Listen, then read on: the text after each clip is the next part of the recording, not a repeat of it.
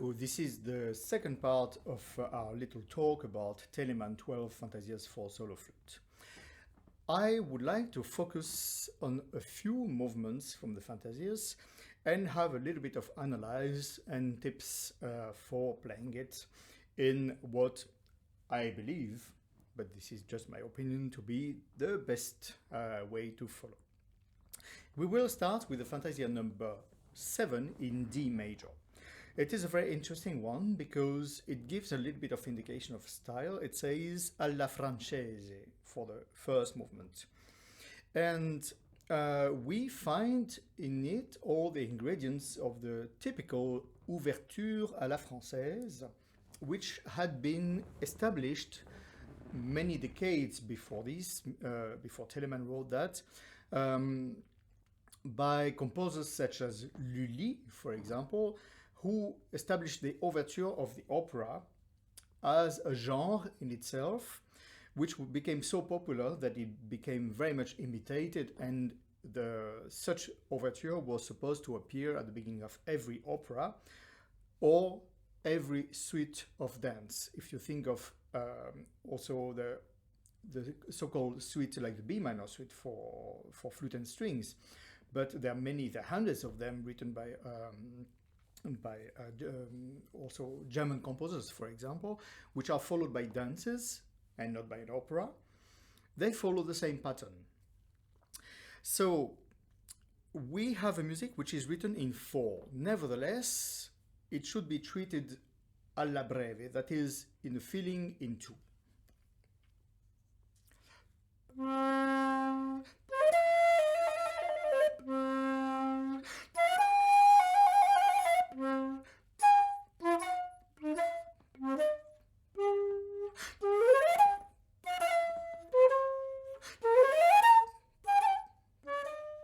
And so on.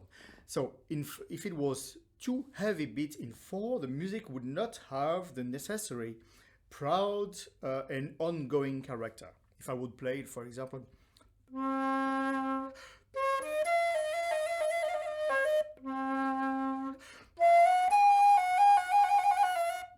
then we don't have the alla francese character, which is implied by that.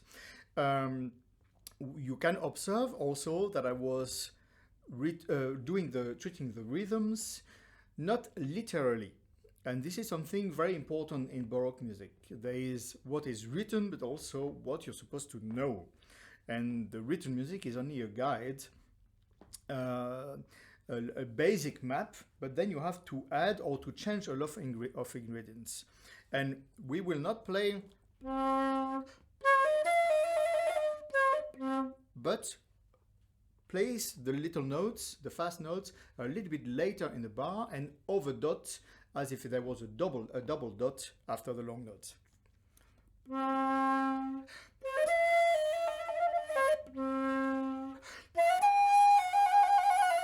And not, but the most important is not to respect literally the rhythm in this case, but to have a gesture which is full of fire. Then we have the little, what we call a trait, those are the ascending scales.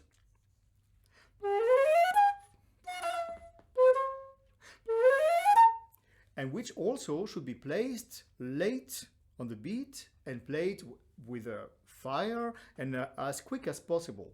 And we have two possibilities here. Telemann does not write any slur in the score, but it's completely possible to add a slur if we want. This is a general rule in Baroque music also, that composers would write a slur when they want the music to have a slur. But when they don't write a slur, it means that you can actually do it if you want or not do it, according to the best language for your instrument. And when they do want something detached or staccato, they will use dots or little chairs on the notes. And this is to mean, I don't want you to use any slurs. And there is a tradition also in this kind of music that the would be played with a slur, or if the musicians can, for example, the violinist could play also all detached.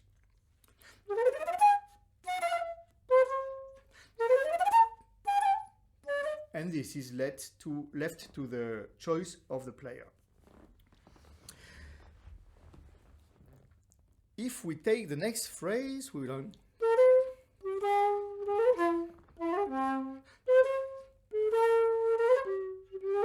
and we remove all the decoration, we have a very simple pattern.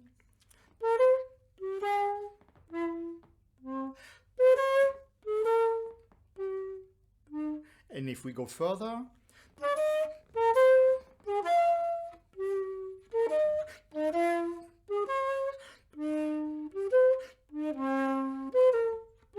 and if I remove all the decoration, we have something which is a harmonic sequence using interval of seventh.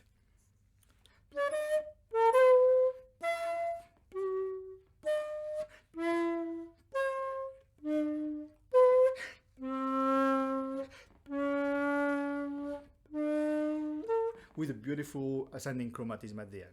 So it's very important to see that, to recognize it under the decoration, to take the makeup away or the clothes away, and to see the naked truth underneath, which gives us the structure, the harmonic structure, the rhythmical structure as well, and also will suggest what the bass instrument will play as an accompaniment.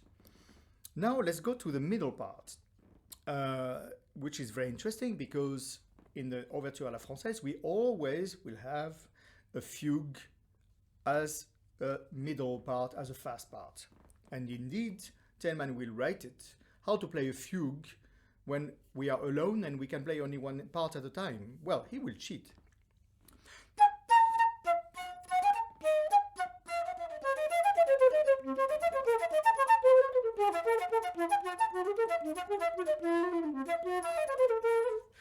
The theme was exposed 3 times. The first time was very obvious. The second time is hidden in the middle of a flow of the 16th. And it's important to have it recognized, to identify it, and to make it audible. Sometimes there is no need to make it audible by exaggerating it. But if you hear it yourself while playing, if you're very conscious about it, it will come through.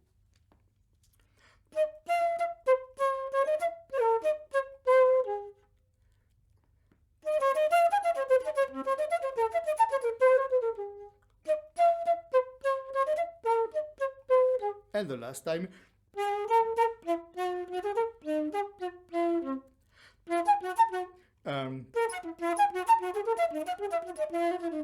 So we hear it, but here with big intervals, which also kind of mess up the message, so to say.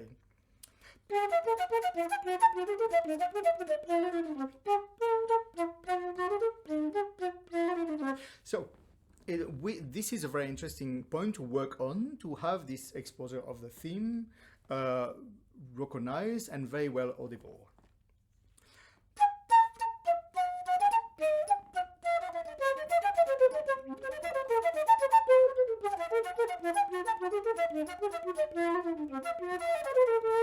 And once this exposition has been made, we can go into a development.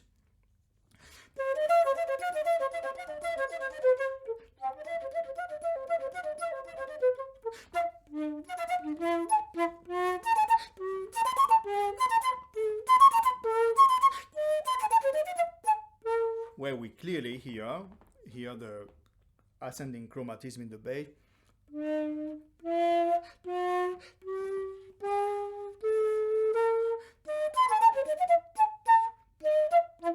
And the cadence. At the end of this middle part, there is, as always in the Ouverture à la Française, a return to the first idea, which was the slow one, with the dotted rhythms.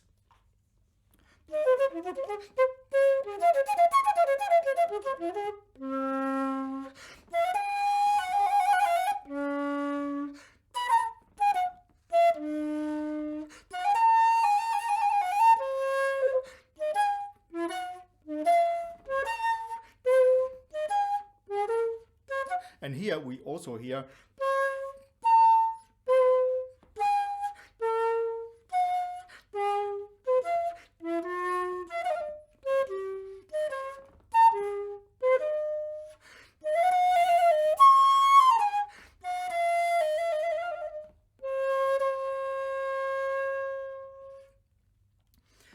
And we play this on a solo flute, but we have really to imagine, and it might have been the fun for the player to imagine that he was figuring out by himself an entire orchestra. Now I invite you to take Fantasia number 5, and we will look at the second movement, which is simply called Allegro.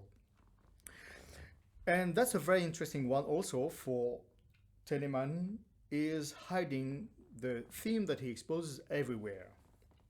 Let's go through it.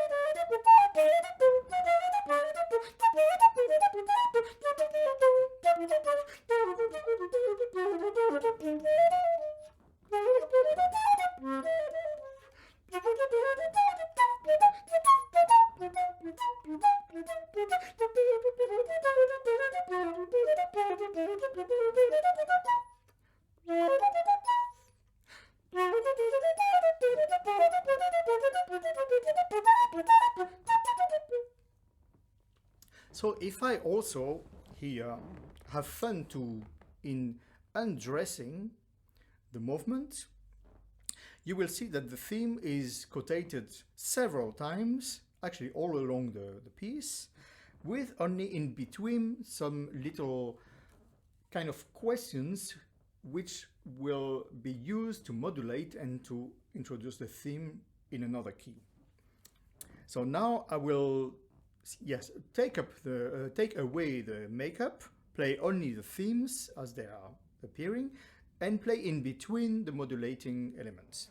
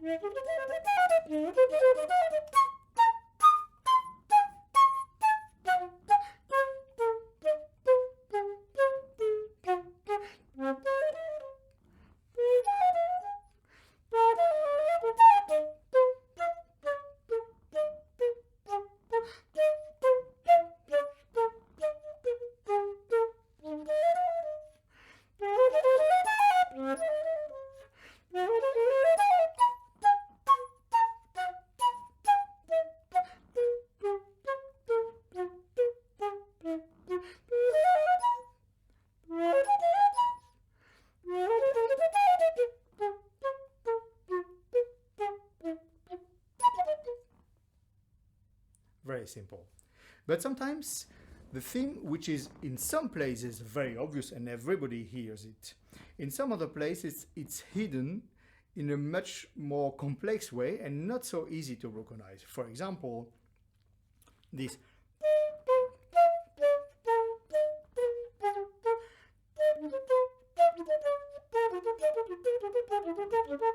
It is there, but many of the players do not recognize it here. So that was to point also the genius of Telemann, how he suggests many parts at a time with a melodic instrument. I would like to now to take another movement, which is the opening of Fantasia in D minor, number 6, which has the rhythmical organization of a sarabande. Did he mean to have a real sarabande or something more like an aria? But at least that's an occasion to have also some beautiful melody and also possibility to embellish on the repeats. Therefore, I'm going to play it for you entirely with also some embellishments or ornaments on the repeats, which are, the ornaments are something very spontaneous. Sometimes we can prepare them, we can write them, but even when we write them, they should always feel like they're improvised, because what is the purpose to play ornaments? Well, to show your imagination, that's the first point, but actually it should always come from the heart. And the ornaments should be also inspired by the fact that we want to play more expressive, and so expressive that sometimes, you know, we cannot bound the imagination, and it has to go by itself. It cannot resist, you know, to find its way to freedom, because it's so much taken away by the expression, by the depth of the feelings that you want to inspire. Also, I would like to have a little 1 minute of consideration of how to play this.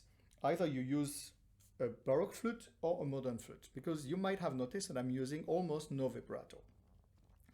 And nowadays, when I observe scholars or even professionals who play on the modern flute but are inspired by the Baroque flutists, I notice that often they want to remove completely the vibrato, because that's the first observation that you might make when you hear a Baroque flutist. And indeed, a too constant vibrato might not be very welcome, because it would be like putting too much ketchup on the dish, you know, and too much of it, well, can become really too much and disgusting. But we need to spice it up sometimes. And to play it, if I now play, and sorry for the change of pitch, you remember that with the modern flute it sounds higher, and with the Baroque flute it sounds lower. So in D minor.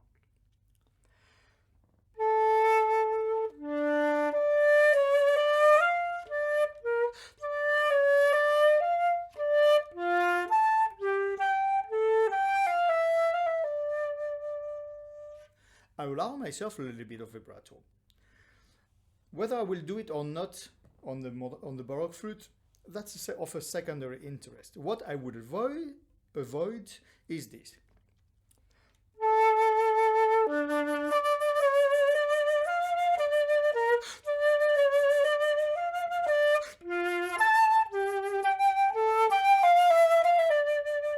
We don't want to put makeup on every dot, don't we?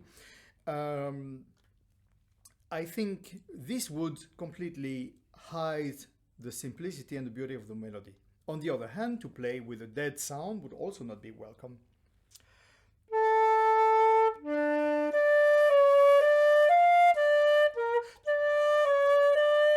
So, as you see, the two extremes do not work. So, allow yourself, if you play with a modern flute, to find a way to color the melody with a discrete vibrato, but it should not be forbidden. On the Baroque flute, maybe because the sound is naturally warmer and richer because it is wood and not metal, maybe there is not so much need for it, but we'll also sometimes use a vibrato, either produced with a breathing, with a chest, or sometimes also a finger vibrato, which we'll call flattement. I will now play for you this movement.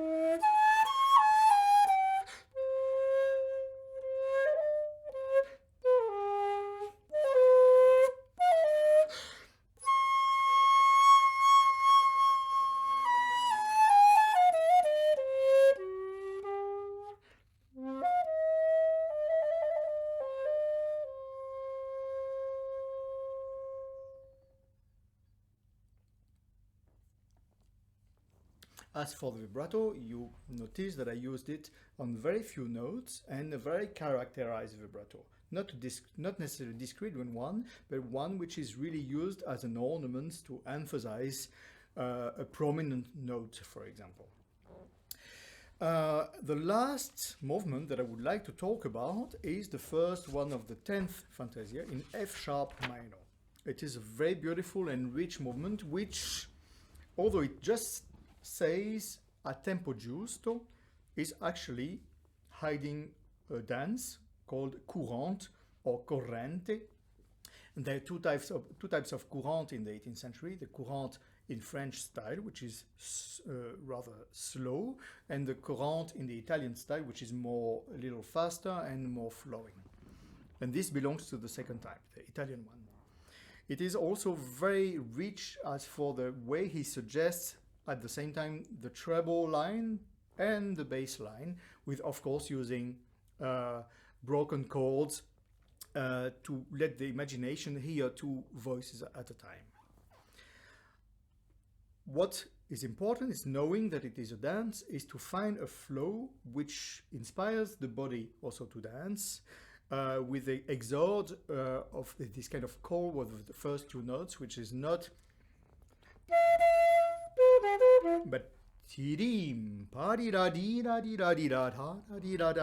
have something round, also which will have, with the help of the main notes, will propose the body to the next bars.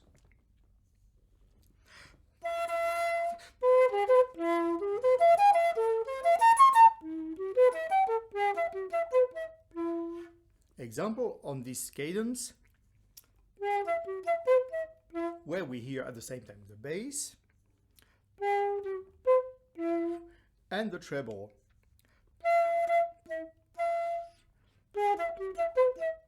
And they should actually be another instrument, a keyboard or even a violin could play them together. You know what I mean.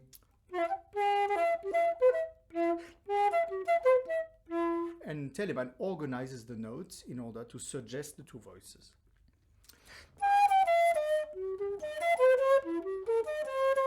Here too.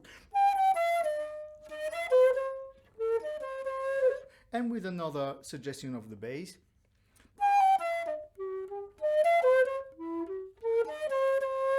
So you can be a little bit schizophrenic and imagine you are two musicians at the same time in dialogue.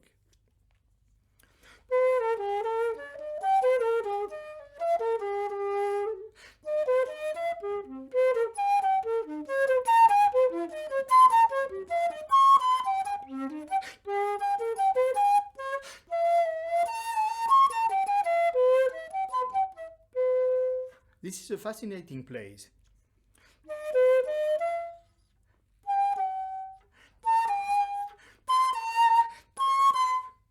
But we have two other musicians.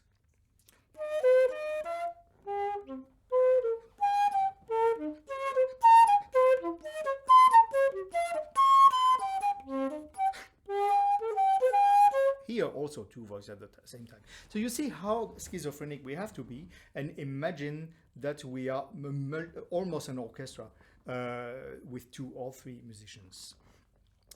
I will now play it until the end and invite you to try to listen to it in this way, also with the multiple voices.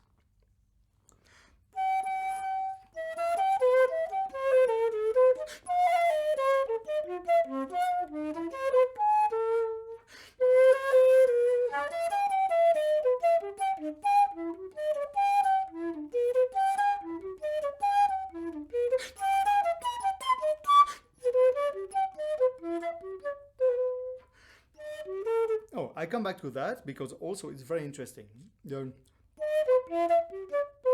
We have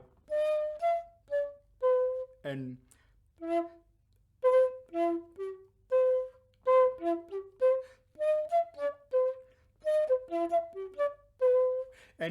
Teleman even suggests a unison at the end. It's two musicians playing at the same time the same note by using this ornament. So we actually do hear two times the C sharp, almost as if it was a little bit out of tune. So we hear the two people, the two musicians playing the C sharp at the same time.